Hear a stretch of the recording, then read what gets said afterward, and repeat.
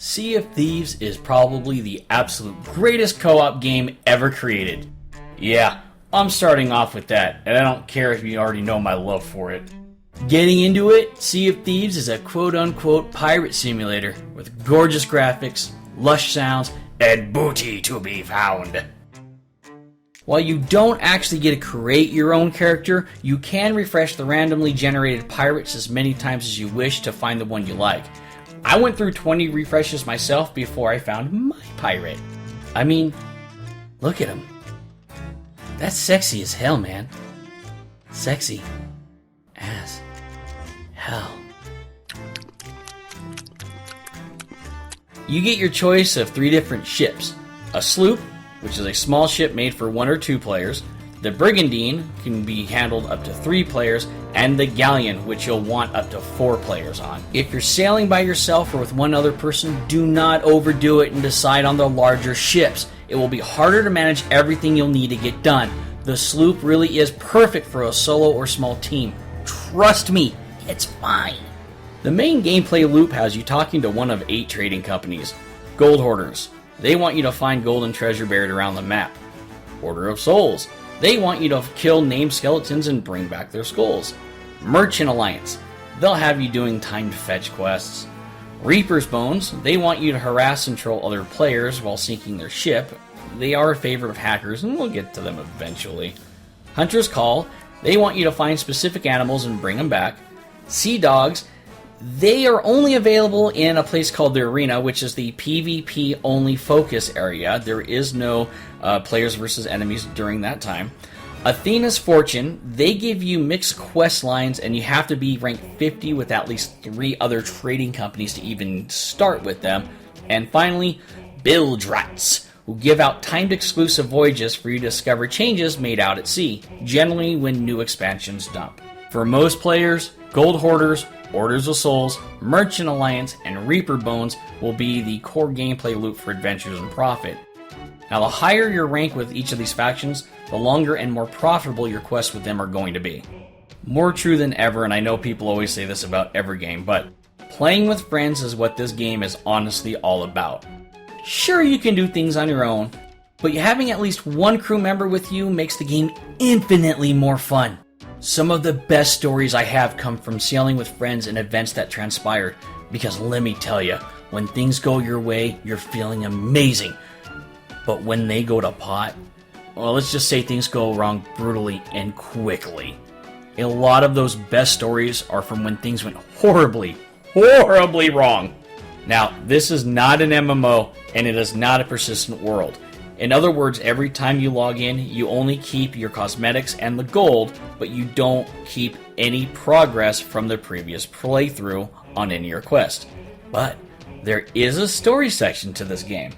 The story section is fully voiced, unlike the main game, and has you looking for an object called the Shroud Breaker, so you can find the shores of gold where you need to defeat the Gold Hoarder Skeleton King. It sounds lazy, but it's actually so much fun, and you're not going to finish it in a single afternoon. Let's get into some specifics about the game with the good, the bad, and the ugly.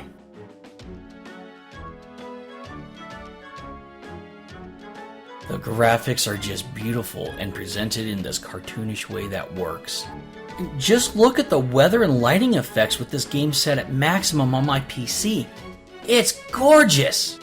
Sound effects are amazing as well. The sound of cannon fire rocks your speakers, the sound of gunfire cracks the air, and the sound of skeletons being knocked apart are all done just wonderfully. The voice acting is also pretty dang good, considering the voices of the story section of the game are all done by non-professionals who actually work on the game itself. Good job, Rare! I think it adds a nice organic touch. Sailing is fun, fluid, and rewarding. As I said, you'll want another partner with you when you are sailing, though. You can matchmake directly onto a crew from the menu or leave your crew open for people to join. I don't like pugs, except for actual pugs. So generally I only sail with people I know in real life, which, given the history of piracy, is probably a wise choice no matter what. Oh, and finding loot is so much fun. When you finally solve that riddle and you hear this clonk under your shovel, you'll be grinning ear to ear as you unearth it and rush it right back to your ship.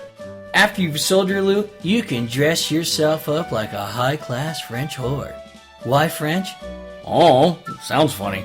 There are many cosmetics to be found in the game. Eye patches to rifles, beards to jackets.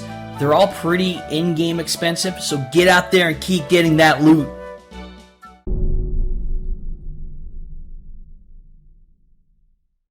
Now we're moving on to the bad. I mentioned the great sound, but voice chat in the game, however, is terrible beyond terrible. How bad? Listen to this using the in-game chat. I did not edit this in any way. Gotta find our way out. Let's see.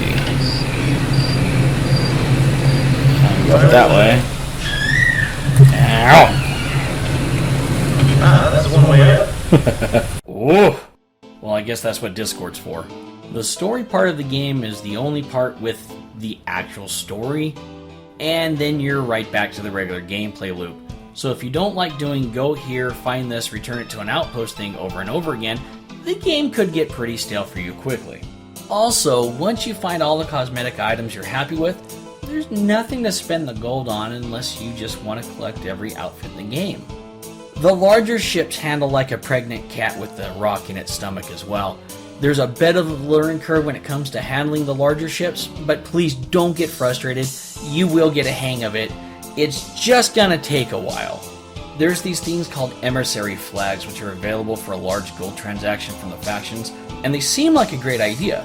They increase your rank really quickly and grant you more money when you do their quest. The problem is, you're lit up like a Christmas tree for the other players to find and harass, making it completely unworth your time unless you're in an alliance with everyone on the server. But even then, they can still kill you and take your stuff.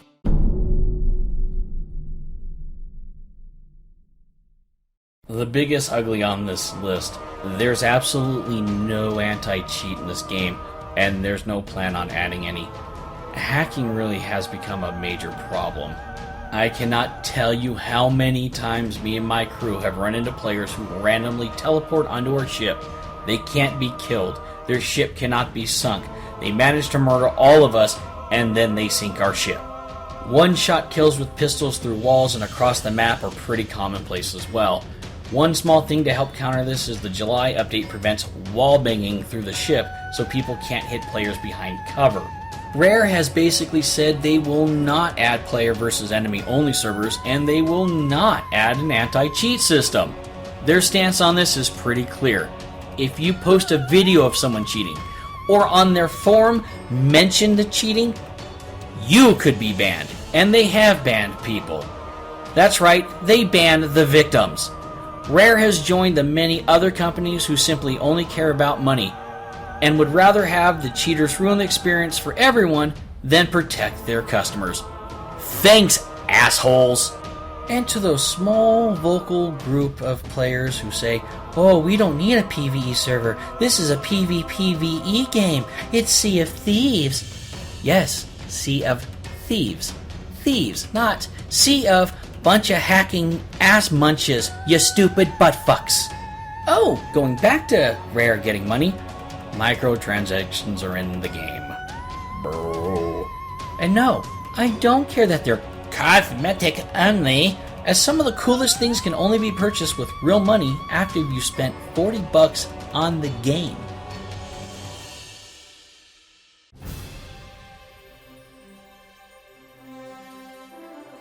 What can I say other than I'm addicted to this game, flaws and all?